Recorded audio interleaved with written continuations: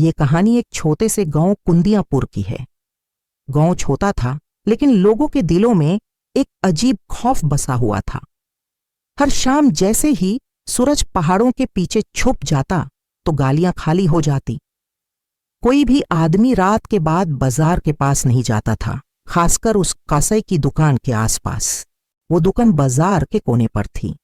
लकड़ी का पुराना दरवाजा जिसमें जंग लगी ताला लटकता रहता। दिन के वक्त वो दुकान बैंड रहती थी, लेकिन लोग कहते थे रात को वहां से आवाज आती है। किसी ने कभी उस दुकान के अंदर जाने की हिम्मत नहीं की, सिवाय एक शख्स के, रहीम कसाई। रहीम गांव का कसाई था, एक जबरदस्त कसाई, तेज हथ, खामोश तबीयत और अजीब सी नजर। लोग कहते थे उसकी आंखों में कुछ इंसानी नहीं है। दिन के वक्त वो मासूम लगता, लेकिन शाम ढलते ही उसका चेहरा बदल जाता। कुछ लोग कहते थे कि रहीम इंसान नहीं, बल्कि इंसान और जिन के दरमिया का कुछ है। उसके बारे में अफवाह थी कि वो कला इल्म जानता है और उसने अपनी दुकान के नीचे कुर्बानी का एक पूरा निजाम बनाया हुआ है। गांव की बूढ़ी औरतें कहती रहती, जो भी रहीम के पास रात को गया, सुबह उसका नाम किसी ने नहीं लिया। एक दिन शहर से एक नौजवान आया, इम्तियाज। वो गांव में नए कसाई के तौर पर काम ढूंढने आया था।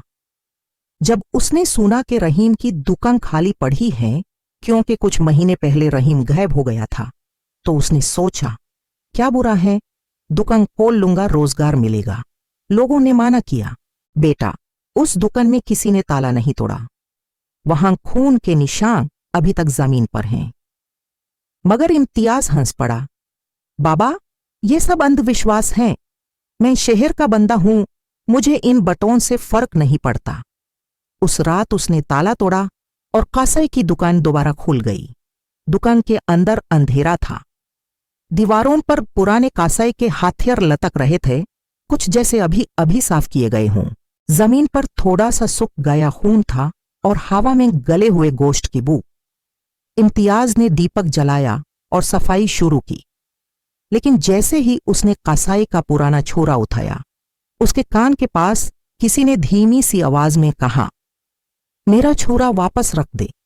इम्तियाज ने पीछे देखा, कोई नहीं। उसने सोचा शायद हवा का झोंका है, लेकिन दीपक का शोला अचानक हिलने लगा और दुकान का दरवाजा अपने आप बैंड हो गया। अगले दिन सुबह लोगों ने देखा कि इम्तियाज जिंदा था, लेकिन उसका चेहरा सैफ्ट, आंखें खौफज़दा। उसने कहा, कुछ नहीं हुआ, बस नींद कम हुई।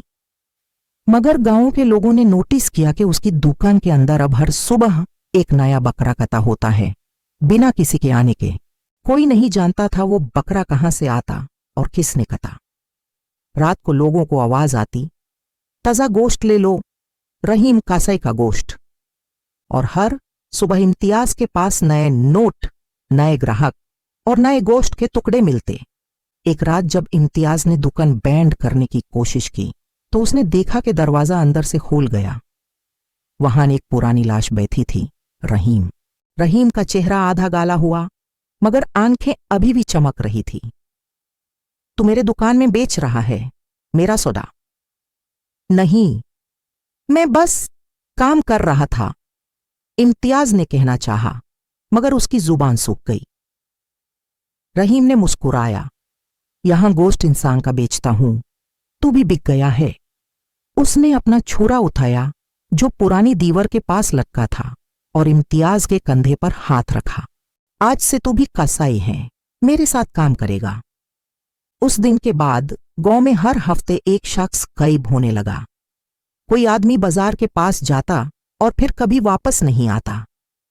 दुकान के अंदर से रात भर कतरंग की आवाज आती और सुबह तक ताजा गोश्त रेडी मिलता। लोगों ने दुकान बैंड करने की कोशिश की, लेकिन जो भी दरवाजा तोड़ता, अगले दिन उसकी लाश नाली के किनारे मिलती।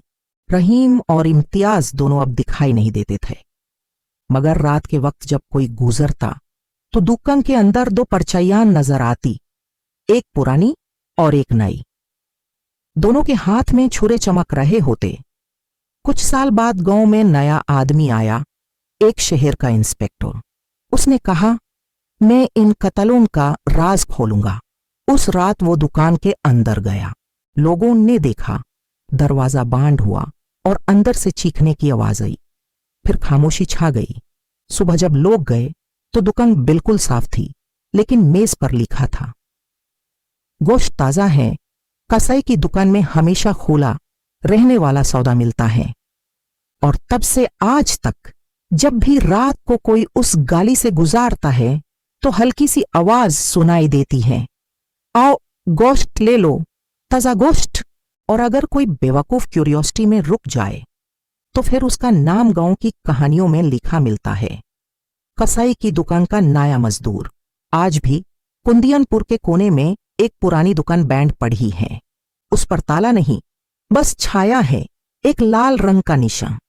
और जब चंदनी रात होती है तो उसके अंदर से कतरन की आवाज आती है और कोई धीमी सी फसाहत बोलती है, रहीम और इम्तियाज अब भी यहां हैं और उन्हें नया गोश्त चाहिए।